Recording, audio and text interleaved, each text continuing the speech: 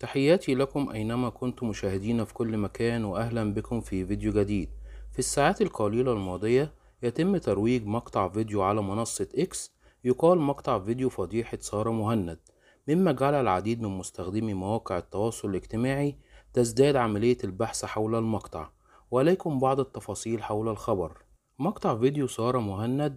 يوجد العديد من الشخصيات الشهيرة على مواقع التواصل الاجتماعي المختلفة التي هي من الوطن العربي، ومن هذه الشخصيات النشطة الاجتماعية سارة مهند، والتي تصدر اسمها على مواقع التواصل الاجتماعي المختلفة بعد أن تم نشر مقطع فيديو لها غير أخلاقي، مما جعل حالة من الجدل عبر منصات التواصل الاجتماعي، وازدادت محركات البحث حول المقطع. وقد تساءل العديد من مستخدمي مواقع التواصل الاجتماعي: من هي سارة مهند مشهور التيك توك؟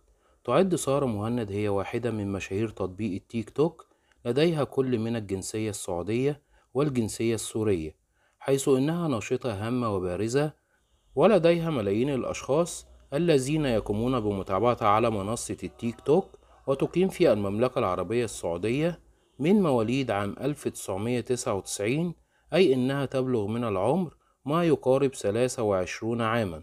والمشهورة سارة مهند هي شخصية مشهورة على منصة التيك توك، تقوم بنشر محتوى فريد ومتنوع يشمل الفيديوهات الكوميدية والصور الشخصية المختلفة. ديانتها الإسلام، وبرجها الفلكي برج السرطان. جنسيتها سورية، وكذلك الجنسية السعودية. كما إن سارة مهند حققت شهرة كبيرة عبر منصات التواصل الاجتماعي المختلفة، واستطاعت جذب الكثير من المتابعين والإعجابات على حساباتها الرسمية على تطبيق التيك توك وسناب شات. وولدت سارة مهند في العاصمة السورية دمشق عام 1999 لأب سوري. قررت الانتقال إلى المملكة العربية السعودية للعيش فيها مع والديها، وبعد فترة حصلت على الجنسية السعودية إكراما لها.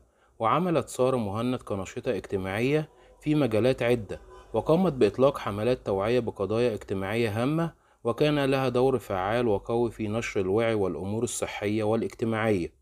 وبعد ذلك حققت سارة مهند شهرة كبيرة على منصة التيك توك، وحصلت على قاعدة جماهيرية كبيرة بفضل شخصيتها المؤثرة ومحتواها الإبداعي والمميز. لذلك فإن سارة مهند تعتبر من الشخصيات المؤثرة في المجتمع السعودي. ومع ذلك فإن سارة مهند تلعب دورا هام في تعزيز ثقة النساء بقدرتهن، وتعد مصدر إلهام للكثير من الذين يسعون لتحقيق الشهرة والنجاح.